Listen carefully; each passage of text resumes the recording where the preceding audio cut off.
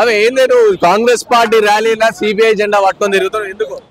ముందుగా జర్నలిస్టులకి ఈరోజు అక్టోబర్ 17 పేదల నిర్మూలన ప్రపంచ పేదల నిర్మూలన దినోత్సవ శుభాకాంక్షలు భయ్యా. మీ అందరికీ మీ ఇంత లక్ష్మీదేవి ఓడలాడాలని మంచిగా కాంగ్రెస్ గవర్నమెంట్లో జర్నలిస్టులకు మంచిగా చేస్తున్నారట.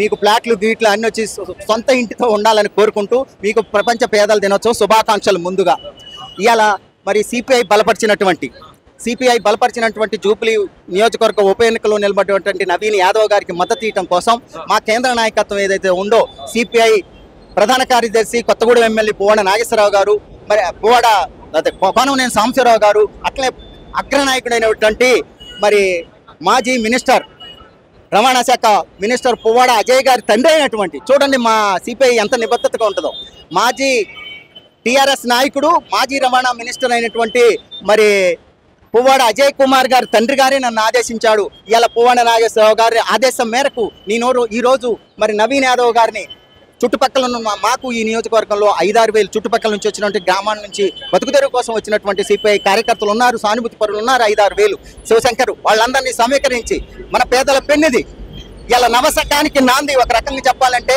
జూబ్లీ నియోజకవర్గం ఒక అవకాశం వచ్చింది. మేము గోపీనాథ్ చనిపోయినందుకు సానుభూతి తెలియజేస్తున్నాం, నో ప్రాబ్లం అందుట్లో మాత్రం లేదు. ఆ సునీత గారికి మేము సానుభూతి తెలియజేయడంలో నిస్సందేహంగా తెలియజేస్తాం. కానీ ఒకే కుటుంబం నుంచి 5 సంవత్సరాలు భయ్యా, ఒక టర్న్ అంటే 3 టర్న్లు అయింది 15 సంవత్సరాలు, మళ్ళీ ఒక టర్న్ అంటే 20 సంవత్సరాలు ఒకే కుటుంబం నుంచి వచ్చినట్టు ఎంతవరకు కరెక్టు అని చెప్పి పువ్వాడ నాగేశ్వరరావు గారు నన్ను ప్రశ్నించి మీరు వెళ్ళండి, గల్లీకి తెలిసిన వ్యక్తి 2-3 సార్లు 4,000తో ఓడిపోయింది. మొన్న పోయినసారి గోపీనాథ్కి ఈయనకి 2014లో 4,000 మాత్రమే తేడా. కాబట్టి ఆయనకి సపోర్ట్ చేయని మా పువ్వాడ నాగేశ్వరరావు గారు, నేను సాంబశివరావు గారు, వైరా ఇన్ఛార్జి ఎర్ర బాబు గారు ఆదేశాల మేరకు మరి అట్లనే నేను కూడా వ్యక్తిగతంగా ఆలోచించా. ఎందుకంటే అమెరికా అధ్యక్షుడు 2 టర్న్లే చేస్తాడు, మరి అదేవిధంగా ఒక అసెంబ్లీలో వేరే కుటుంబాలకు అడుగుపెట్టడానికి నో ఛాన్స్గా ఉంది. అందుకోసమే మనం గణేష్ సికింద్రాబాద్లో గెలిచిన వ్యక్తి అక్కడ లోటల నాడిని తెలుసుకున్నా. ఏంటంటే ఒకే కుటుంబం నుంచి వచ్చేవాళ్ళు ఒత్తుబయ్య, పేదల పెన్నిది, స్థానికంగా అన్ని విషయాలు తెలిసిన వ్యక్తి, కష్ట సుఖాలు తెలిసిన వ్యక్తి. మరి వాళ్ళ తండ్రి గారు కూడా సరే వాళ్ళేదో రౌడీ అనొచ్చు, పేదల గుండెల్లో నిలయమైనటువంటి చిన్న శ్రీశైలం గారి కొడుకు, ఈయన పెద్ద కొడుకు అనుకుంటా. మరి నవీన్ యాదవ్ గారిని గెలిపి అని చెప్పి మాకు ఆదేశాలు వచ్చినాయి. మా వ్యక్తిగతంగా అంతరాత్మ కూడా అదే చెప్పింది. పేదల పెన్నిదైనటువంటి నవీన్ యాదవ్ గారి పేరు కూడా నవనేత ఉంది. అందుకోసమే ఖచ్చితంగా కొంగొత్త నవశకానికి నాంది పలికే విధంగా మరి నవీన్ యాదవ్ గారిని గెలిపించండి అని చెప్పి జూబ్లీ నియోజకవర్గ ఓటర్స్ కోరుతూ ఇంకొక విషయం చెప్తున్నా.